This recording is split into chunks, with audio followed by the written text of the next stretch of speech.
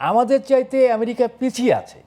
কারণ আমার বাংলাদেশে একজন না 2জন প্রধানমন্ত্রী আমরা বানিয়েছি নারীকে। আমরা কিন্তু প্রগতির জায়গা থেকে যদি দেখেন আমেরিকার চাইতে কিন্তু বেশ কয়েক ধাপ আগিয়ে আছি। শুধু তাই না, সাম্প্রদায়িকতার প্রশ্নেও যদি দেখেন আমরা আগায় আছি, শান্তির প্রশ্নেও আমরা আগায় আছি। এই পার্লামেন্টেও একেবারে ক্ষুদ্র নৃতাত্ত্বিক গোষ্ঠী থেকে শুরু করে হ্যাঁ, এটা আরেকটা বিষয়। শ্রেণী মানে সব ধর্মে বর্ণের মানুষ, হ্যাঁ, এটা একটা বিষয়। সব ধর্মকে আমরা এখানে নিয়ে এসেছি, আমরা আদিবাসীদেরকে নিয়ে এসেছি। আরে আমেরিকায় আদিবাসীদেরকে কি করেছে জানেন? পাখির মতো গুলি করে মেরেছে, উল্লাস করেছে। তো সেই আমেরিকার চেয়ে তো আমরা অবশ্য ভালো জায়গায় আছি। জি, এটা মানে উন্নত বিশ্বের রীতিমতন, কারণ আমাদের অনেক কিছুই এখনো পর্যন্ত মানে যন্ত্রায়ন ওইভাবে হয় নাই, কিন্তু উন্নত বিশ্বে সব কিছুই যন্ত্রের অনেক উপর কিছুই নির্ভর। AI নির্ভর হয়ে গেছে। তো তাদের বিপদটা কিন্তু আরও বেশি। আমাদের সমস্যাটা হচ্ছে অন্য জায়গায়। যেমন এই যে জ্বালানি তেল নিয়ে, অথবা এই যেটা দীর্ঘ লাইন যেটা হলো, এটা অনাকাঙ্ক্ষিত আমি মনে করি। আমাদের তো রিজার্ভ প্রচুর আছে। কারণ আমাদের কিন্তু কার্যত সরকারের একটি স্টেটমেন্ট কিন্তু তার মধ্যে সত্যতা আছে। এখানে কিন্তু সরকারের সমালোচনা করতে হবে বলে এইখানে কিন্তু সরকারের ব্যর্থতা ওইভাবে নাই। কারণ সে কিন্তু খুব স্পষ্ট বক্তব্য দিয়েছে, তার মজুদ পাইপলাইনে কি আছে। এত কিছুর পরেও আমাদের দেশের পেট্রোল পাম্পে যারা আছে এখানে এই সমস্যার সাথে যুক্ত, তারা কিন্তু চোরা কারবারি করেছে, তারা নাজেহাল করেছে। মানে চুরি করে পাঠাচ্ছে কোথায়? চুরি করে পাঠাচ্ছে মানে কি, আমাদের এখানে মানে আপনাকে বলি, যেমন আমার নিজের একটা অভিজ্ঞতা আছে।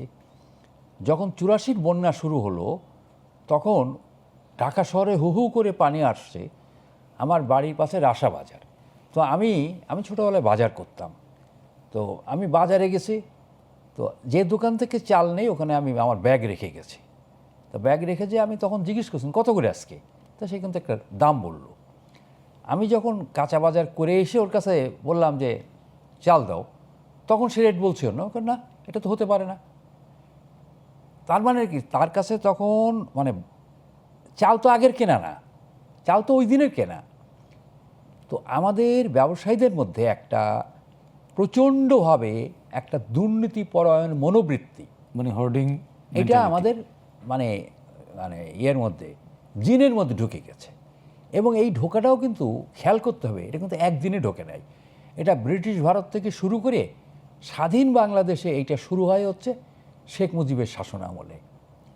তখন এই যে এখন যেমন লাইন দেখেন না, যে লাইনটা দেখলাম, এই লাইন দেখে আমার বারবার মনে পড়ছিল সেই 72-73 সালের কথা।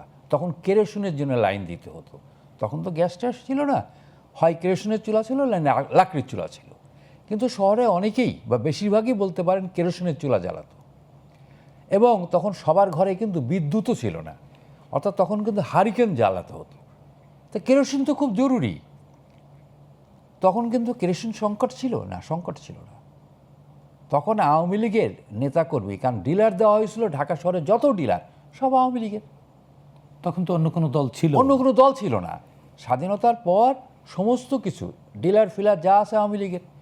তো আওয়ামী লীগের মধ্যে তো লোভ তো অনেক বেশি। মানে ব্যাপারটাকে আমি একটু স্পষ্ট করতে চাই, যে দলের শীর্ষ নেতা অত্যন্ত লোভী হয়, কারণ শেখ মুজিবের চাইতে সবচেয়ে বড় ক্ষমতা লোভী তো এই দেশের কেউ জন্মায় নাই। এখন তো আর আওয়ামী লীগ নেই, তাহলে এখন তেল হোর্ডিং করছে কারা? আমি বলছি সেই যে প্রবণতা রয়ে গেছে, লুটের প্রবণতা, চোরা কারবারির প্রবণতা, চুরির যে প্রবণতা, সেই প্রবণতার কারণেই কিন্তু এইবার এই ঘটনাটা ঘটেছে। তার মানে এটা কৃত্রিম। হ্যাঁ, তবে এইখানে আমি মনে করি সরকার ব্যর্থতার পরিচয় দিয়েছে যখন দেখলো একদিন 2 দিন এরকম করছে।